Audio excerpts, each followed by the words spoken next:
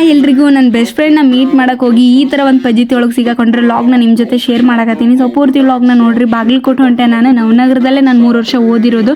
So ಆಕಿನ ಮನೆಗೆ ಹೋಗಿ ಸರ್ಪ್ರೈಸ್ ಕೊಡ್ಬೇಕಂತೇಳಿ ನಾನು ಅವ್ರ ಮನೆಗೆ ಹೊಂಟಿದ್ದೆ. ಆದರೆ ಅವ್ರ ಮನೆ ಲೊಕೇಶನ್ನೇ ಗೊತ್ತಾಗ್ತಿರ್ಲಿಲ್ಲ. ನಾನು ಸರ್ಪ್ರೈಸ್ ಕೊಡ್ಬೇಕಂತೇಳಿ ಮುಖಕ್ಕೆ ಸ್ಕಾರ್ಫ್ ಎಲ್ಲ ಕಟ್ಕೊಂಡಿದ್ದೆ.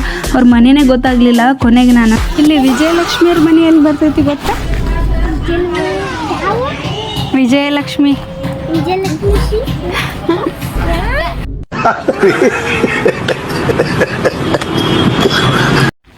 ಎಲ್ಲಿ ಸರ್ಪ್ರೈಸ್ ಫ್ಲಾಗ್. ನಾನು 2 ವರ್ಷದಿಂದ ಅವ್ರ ಮನೆಗೆ ಹೋಗಿದ್ದೆ. ಆದರೆ ಈಗೆಲ್ಲ ಫುಲ್ ಇಂಪ್ರೂವ್ಮೆಂಟ್ ಆಗಿಬಿಟ್ಟೈತೆ ಅವ್ರ ಏರಿಯಾದಲ್ಲಿ. ಎಲ್ಲ ಮನೆ ನೋಡಿದರೆ ಒಂದೇ ಥರ ಅನಿಸ್ತಾ ಇತ್ತು. ಸರ್ಪ್ರೈಸ್ ಕೊಡಕ್ಕೆ ಬಂದೆ.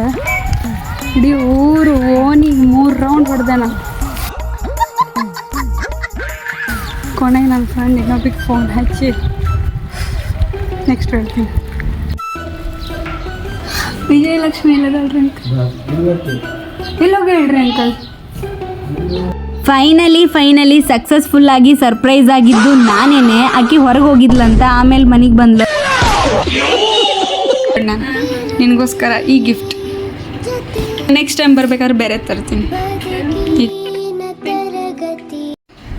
ನನ್ನ ಫ್ರೆಂಡಿಗೆ ಸರ್ಪ್ರೈಸ್ ಕೊಡೋಕೆ ನಾ ಆಕಿಗೆ ಹೇಳ್ದೇನೆ ಅವ್ರ ಮನೆಗೆ ಬಂದಿದ್ದೆ.